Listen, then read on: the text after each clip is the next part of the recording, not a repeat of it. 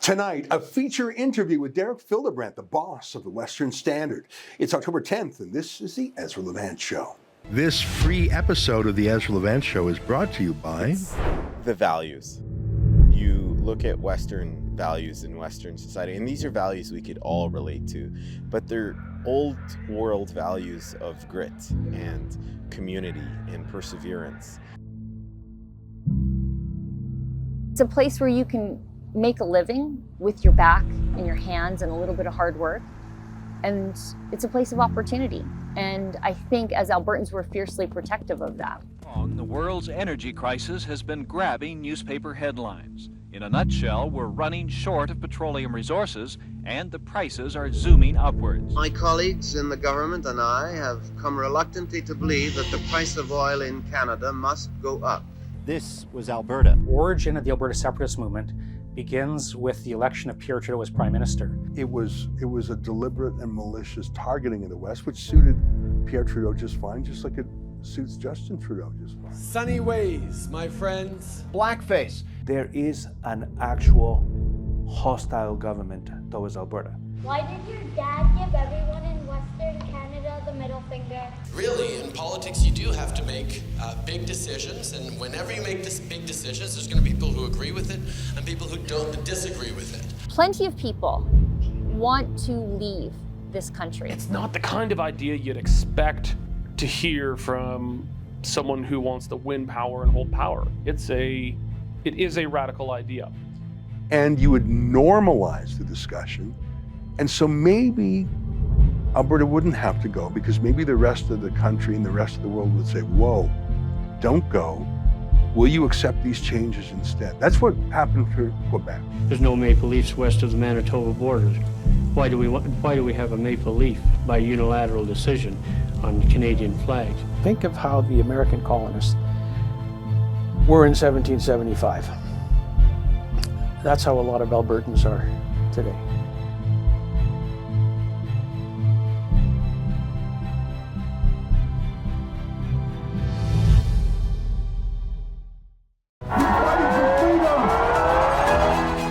Shame on you, you censorious bug.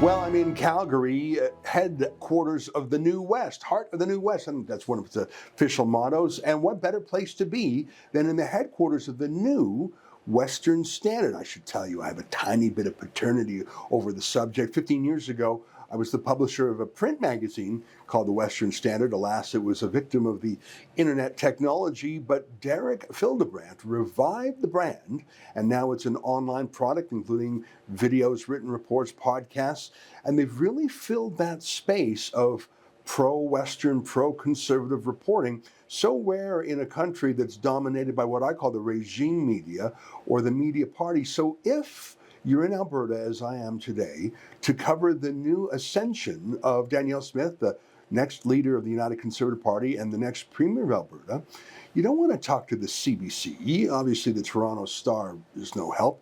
You need to go to the Western Standard. And what a pleasure today to be sitting in the headquarters of the Western Standard with Derek Fildebrandt. Great to see you, Derek. It's a pleasure to have you back at home. Well, it's nice of you to say. I mean, I am a Westerner at heart, but I've been in exile for long enough. I think I'm going to have to start calling myself a Torontonian. Let me just say, you have taken the Western Standard and you have breathed life into it. I'm impressed with the hustle bustle of your office. You've got a big team. You're doing print. You're doing on-the-spot journalism. You've got podcasts. You're doing a hell of a job as an independent journalist. Thank you. We built an incredible team. It started very, very modestly. We had no money when we started, but we just clawed our way up bit by bit. And, we've been supported by other independent media like yourself and The Rebel, welcoming us into the field. So, you guys have just been welcoming, and we tried to follow in the footsteps of yourself at the original Western Standard and then the Byfields with the Alberta Report before it. In fact, the Alberta Report is now the Alberta section of the Western Standard. Someday we might launch it out as a more semi-autonomous sub-publication, but no, we're following in big footsteps that come in the tradition of independent media in Alberta, and we saw a voice that had to be filled, and I figured, what the hell, I'll do it. Well, I'm glad you did, and you're right. Just walking in here, looking at the old front covers of the Western Standard, and then seeing some of Ted Byfield's work here. There is a real Alberta tradition of independent journalism, and you're kind to give a shout out to Rebel News. I think that there's starting to be a critical mass. Yourself, Rebel News, True North. I like to see it. For example, at the leadership event where Danielle Smith was announced as the winner, there were, I'm going to say, 20 different people there associated with different independent outlets. 5 years ago, that wouldn't have been the case. I think there's a demand for it because people don't really trust the incumbents anymore. They see them as the regime media, and really, so many of them are on the government take. How could you possibly trust them to give you the straight goods about a news subject where Justin Trudeau has an interest?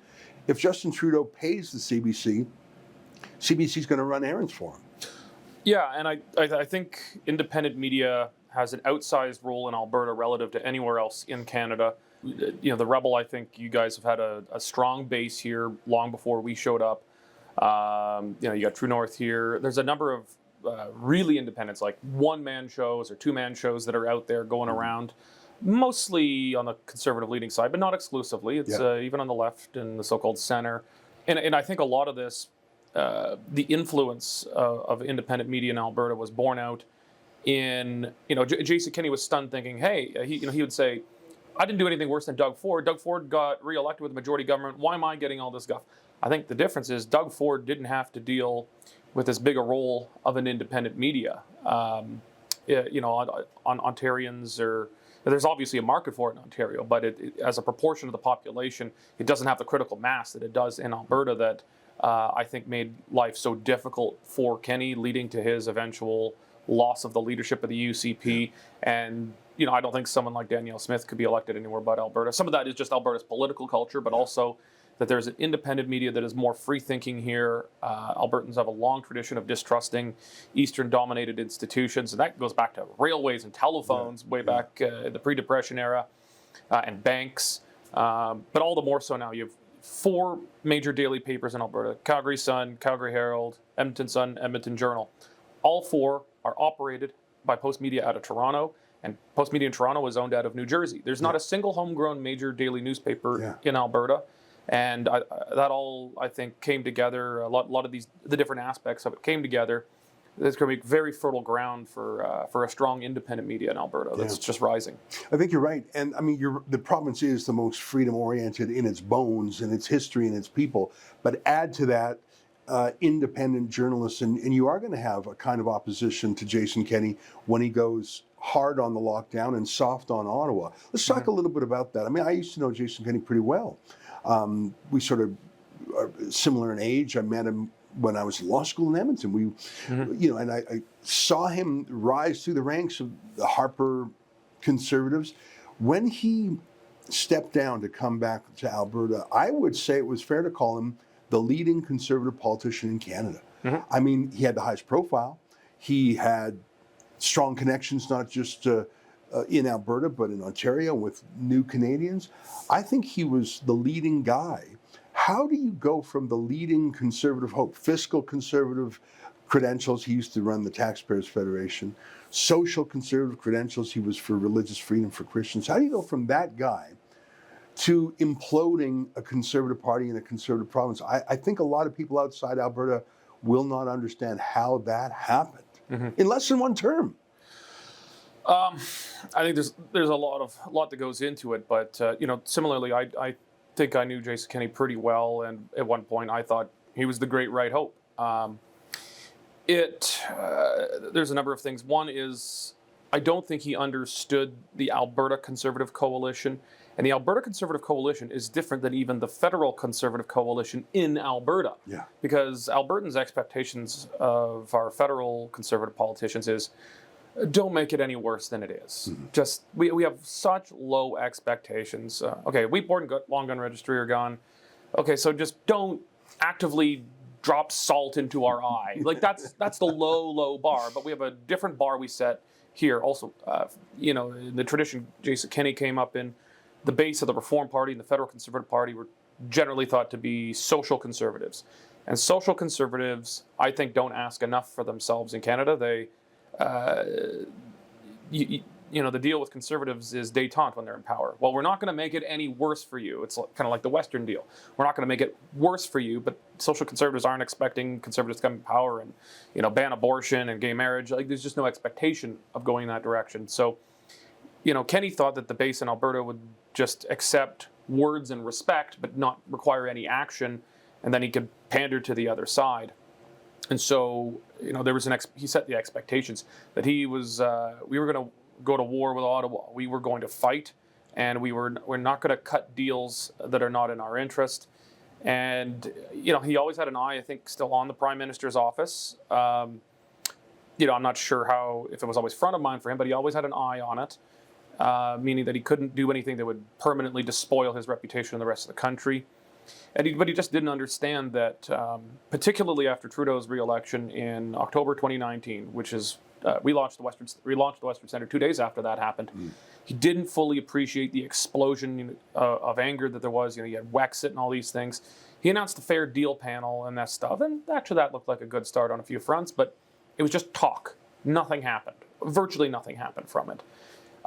So and then of course, so he was already in danger then. And then COVID just drove a freight train through his government. And again, he just thought, well, the right will, and libertarians will just put up with me not calling them bad things, but we're still going to do everything that the NDP tells us to do. And he just managed to blow it apart. And I think he also fashions himself very much more of a old-fashioned Burkean Tory conservative. There's the two big conservative traditions in Canada are epitomized by Ontario Upper Canadian Toryism, founded by the Loyalists, the people who fled the American Revolution because they didn't want to govern themselves. And its chief virtues are stability, tradition. These are good things, but those are its chief virtues. Whereas the Alberta conservatism comes more from the tradition of the American Revolution. It diametrically opposed. Individualism, populism. Yeah, and so while they're both conservative, they both come from traditions in the American Revolution that were diametrically opposed to one another. And I don't think he fundamentally got the small r Republican Alberta tradition quite to the same extent. And he just I don't think he was able to read the room. And his own autocratic leadership style just didn't go. There's just so many reasons why, but in the end, he never stopped to think, is there something I'm doing wrong? Instead, he turned around and, after that rodeo in Bowden, I know the Rebel was the only other media along with the Western Standard there, he said, well, if that's our base, I want a new base. Yeah, that is shocking talk. And near the end, he started to sound like Justin Trudeau a little bit. I mean, he called if you're opposing his leadership, you're a racist, you're a kook, you're a lunatic. Just if you oppose his leadership.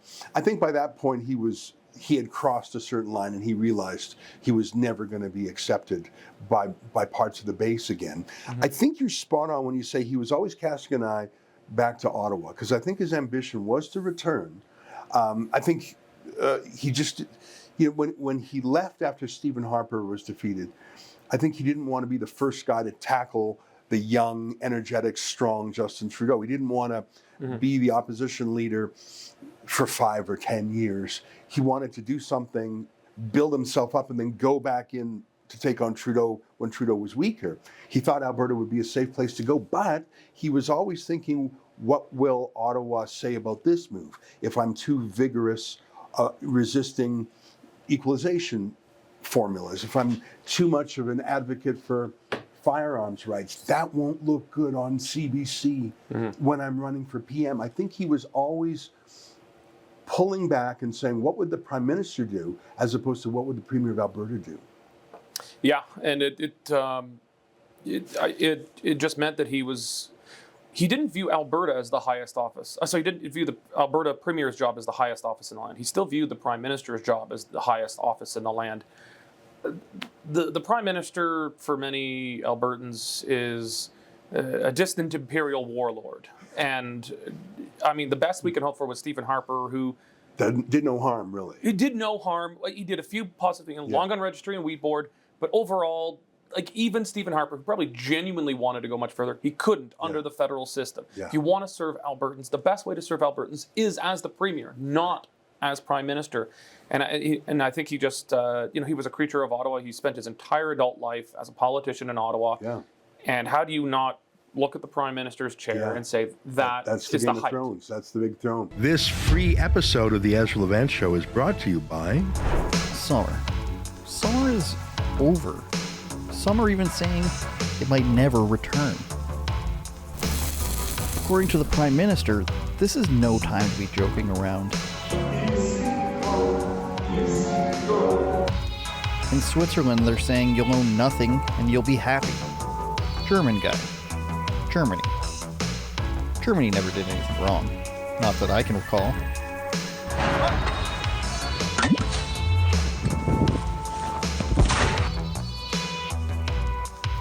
Just like the doc said, don't ever go to 2020. Find out 30 years! Dr. Fauci. Yeah, it must have been him. Dr. Fauci, give us vaccines. If freedom isn't free, but it has the word free in it, is freedom dumb? What freedom have you lost? What freedom have you lost? Tell me a freedom you've lost. I lost my mind because I haven't slept in 5 days. Maybe it is, but at times like these we can only look to our leaders to get us out of it.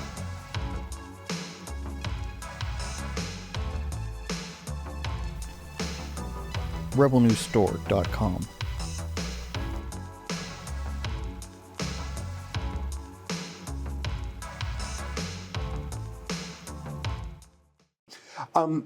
So that's how Jason Kenney came undone. Danielle Smith is an interesting story because she was once before the leader of the Wild Rose Party, which was really on the move. I mean, you know a little something about that. You former legislator yourself. And it was, I mean, you know much more than me, and maybe you can speak a little to it. I don't know if it was panic or a shortcut or people whispering in her ear, but she did the most astonishing thing I can think of. Without consulting members or voters or anything, she struck a secret deal to undo the Wild Rose opposition and throw in with the red Tory progressive conservative government and say, we're all one anymore. You don't need an opposition party. You never really did. Let's all win this together. It wasn't just undoing the Wild Rose Party. It was undoing the entire democratic notion of an opposition. Oh, we don't need two sides of the story. We can all agree. People want disagreement. They want that clash of ideas. I think that was a stunning, stunning error. And not only did it destroy the PC party of Alberta and the Wild Rose, but it didn't destroy the Wild Rose, it weakened it. It nearly destroyed it briefly. Yeah, and it put Rachel Notley, the NDP, in power because she was the only one not sullied by the whole thing. Mm-hmm. That's how it looked on the outside. Tell me a little bit more about what you knew about that. And how did Danielle Smith make such a shocking and undemocratic decision? You know, so this was December 20, I think it was December 17th, 2014. I'll remember. It was a day that'll live in infamy for me. Yeah. I was working in this very building, actually, just a number of floors up. I just started a new job as the vice president of the Oil Drillers Association. And I couldn't believe it. I started getting phone calls and whatnot before the news broke, but I couldn't believe it. It was the most outrageous, crazy thing imaginable. I started making phone calls around, and then it started to smell real bad. Look, there's a number of things. I think she had lost confidence in herself. They had lost a series, 4 by-elections that Wild Rose thought they were going to win at least one. They got beaten in all 4. She had some floor crossings, including one who was a very close friend of hers, Carrie Toll. This was a key ally of hers in caucus and a personal friend. You know, and then there behind the scenes had been a lot of there was a move by some senior members of her caucus to defect to the PC's apprentice. From what I know, she was largely presented with a fait accompli, where it's like, well, we're going to go, you should come with us, and you'll look like you're leading the charge, and you'll be a part of what we're going to build on the PC side. And I think by then she had just lost confidence in herself and made the most incredibly terrible political decision I think has ever been made possibly in the country to go. And it, I mean, it was packaged as we're uniting conservatives, but the NDP, remember, was like 10% in the polls at the time. Yeah. No one cared about the NDP. It was a fringe party. Yeah. And all of a sudden, the NDP became the only credible option. We had to rebuild the Wildrose almost from scratch. It was just absolutely hollowed out. Yeah. We had to rebuild it in no time. It was just a stunning, terrible political betrayal that it took me a very, very long time to forgive. I took it very personally, and I wouldn't even listen to her radio station, her show for years, because I was still so angry. I'm the same way, and I was living out east by then. I thought it was such a shocking thing. I remember your interview actually with her. You were you were still on Sun News Network, and I remember when that played. I was sitting with some friends, and we watched it, and it was so spectacularly brutal. And we watched it on repeat because we were just broken by it. We felt so stabbed in the heart. I had known her for years. I went to university with her, and I didn't agree with every word she said, but I thought she was a bit of a hero. Yeah. And well, that's why it was so hard. And she sold everything and everyone out. I like you, didn't talk to her. Look, I did take it personally as well, even though it was a political move. I felt it was a betrayal of so many things. And here she is now, 8 years later. I should note that in last night's speech, you don't hear this often, she said, I made a mistake. And let me play a clip from, when she won. We're recording this on the Friday. It's airing on the Monday. So this was Thursday night. Take a quick lesson. You don't often hear a politician talk about mistakes, but this was such a big mistake. Here, take a quick listen. On a personal note, I want to thank Brian for showing leadership after I made a mistake in judgment in 2014. Learning from your example has prepared me for today, and this party will always owe you a debt of gratitude as one of the founders of this united Conservative Party. Thank you, Brian. You know, she said a lot that she said she didn't go out in public for 3 years because she didn't want to face people. There was hate and anger, and she has said sorry 1,000 times. I think she means it. It's tough to know. I mean, if she wanted a political career, she had to deal with this enormous elephant in the room. Do you think she is genuinely sorry? I mean, she must be. It blew up in her face and derailed her. Can someone come back after that? Is it forgivable, or is it a life sentence when you do something that bad? Look, 6 months ago, I would have said, a year ago, I would have said it was probably a life sentence. There's been talk about her for a while. You know, she actually announced she would run for the UCP leadership on the floor of the UCP's convention last November, and because she had a show for a couple months with the Western Standard, and she stunned us all on the floor on a Western Standard broadcast, saying, "Yeah, if Jason Kenney's gone, I'm going to run." And we just about fell out of our chairs. But there had been quiet talk about this for a while, and I thought that is people had largely forgiven her by then, but was the forgiveness conditional on, well, okay, she's a great radio host and she's got something out of the conversation, but it's conditional on her not ever going back into politics? Right. Or was it more carte blanche? Was it a broader forgiveness? And as we saw Thursday evening, it turned out to be a deeper forgiveness. I think some of that, though, was coupled in that, they had broadly forgiven her, but I think there was a lot of misgivings around trusting her again after what had happened.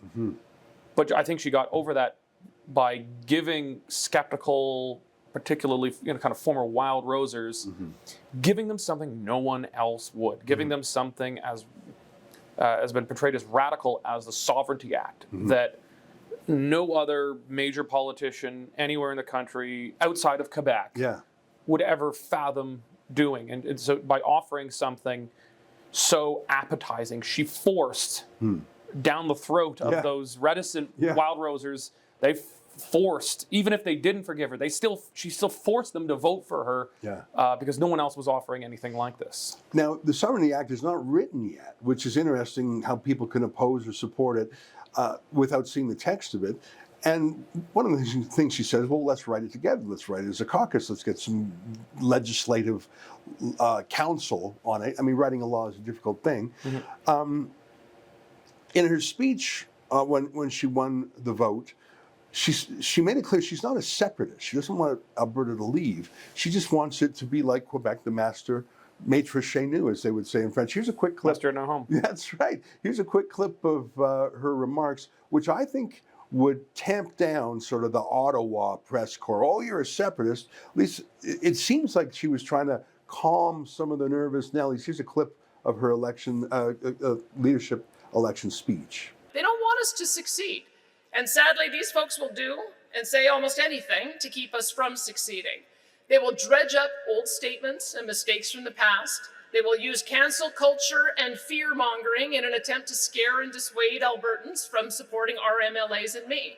For example, it is safe to say that many in the Notley-Singh-Trudeau alliance will claim that my plan to stand up to Ottawa with the Sovereignty Act is somehow meant to move Alberta toward leaving our beloved Canada. That is a lie.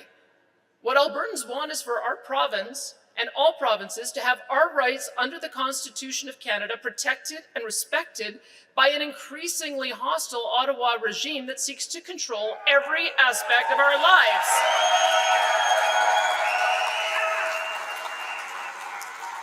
From healthcare to education to free speech to delivery of our social programs, they want to control it all because that makes it easier for them to impose their agenda on Albertans and on Canadians. That is not the way to unify a country or secure prosperity. That is a road to division and economic ruin, which is why, in closing tonight, I want to speak to our fellow Canadians. Albertans love Canada. It is our country, our home. All we want is to live, grow, and prosper in the manner that we choose.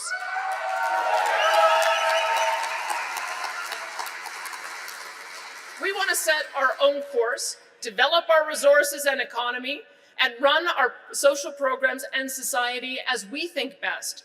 We also want to share our prosperity with the entire country. So tonight, I invite every Canadian to partner with us.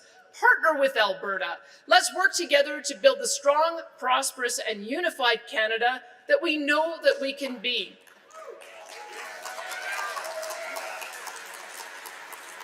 A Canada where provinces work together and empower one another to reach our unique individual goals and aspirations.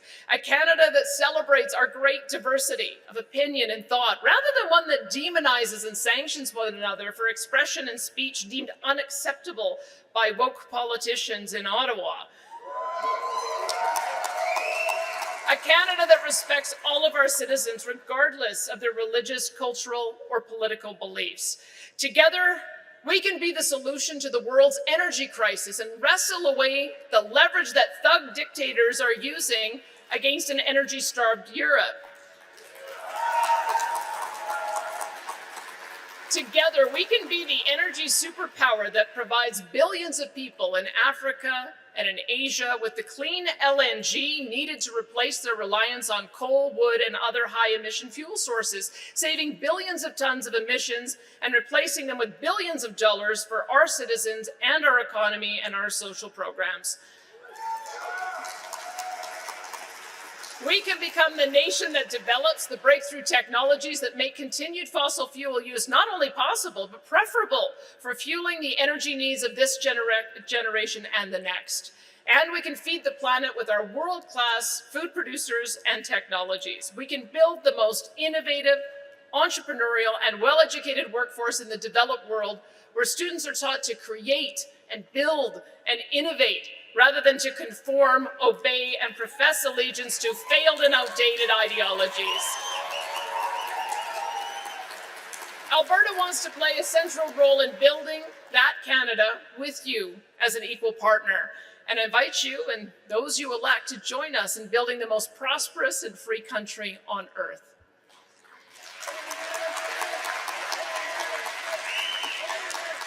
You know, if all Alberta does is take up the constitutional space that Quebec does on pension plans, on police forces, on employment insurance, on immigration, if Alberta just got the same things Quebec got, so many of Albertans' grievances would be dealt with practically and substantively, but more importantly, they would feel emotionally like they were in charge of their own house again. I think that would be a very good thing for Alberta, and frankly, it would lower the demand for separatism. Mm-hmm. Well, I half agree. the difference is, Quebec. It's always been tough to find. A lot of people say, well, Alberta and Quebec both want decentralization. They're actually natural allies if we don't agree on a lot of other things. It's tougher than it actually seems on the surface, though, because Quebec wants a different kind of decentralization than Alberta. Quebec wants cultural and social decentralization, dealing with ethnic, linguistic issues. Alberta wants fiscal decentralization. Quebec only wants fiscal decentralization in the sense that they want all the money, the ability to spend all the money they get from Ottawa however they want, but they still want money to come from Ottawa, whereas, Alberta, our issues, unfortunately, can't all be solved by just taking up that constitutional space. Right. We do need ways to starve the beast of Ottawa, to stop the flow of our revenue to them, to stop them from blocking our resource development. But much of what you're saying can absolutely be covered domestically with the powers we have under the Constitution if we would only assert them. My column, the night of Danielle's win, I think I may have introduced a new term to the Canadian parlance. Borrowing on the terms used around the European Union and Brexit. You had Europhiles and Europhobes. Mm-hmm.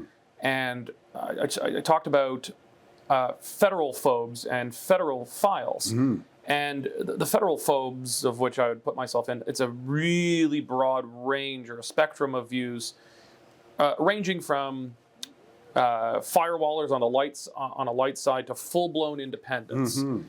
And I think Danielle falls into the strong firewall tradition, but it's bringing over people who were firmly in the independence camp for some time. 6 months ago, the Wild Rose Independence Party with no seats, no money, no leader, was at about 15% in the polls. Like, absolutely astounding. With an expectation that Smith was likely to win the UCP leadership as of about 2 weeks ago, it was about 4%. And that's why the UCP is leading in the polls again, as they've pulled those people back in from the right flank. They haven't necessarily convinced a bunch of New Democrats to come over, but they've convinced these Wild Rose independence folks over who, probably would prefer a Republic of Alberta, but they see this as a aggressive, tangible step towards greater independence, if not full de jure independence from Ottawa. So I think if Smith can succeed in this, she will probably temper down the full-blown independence movement by bringing it into something a bit more in the mainstream.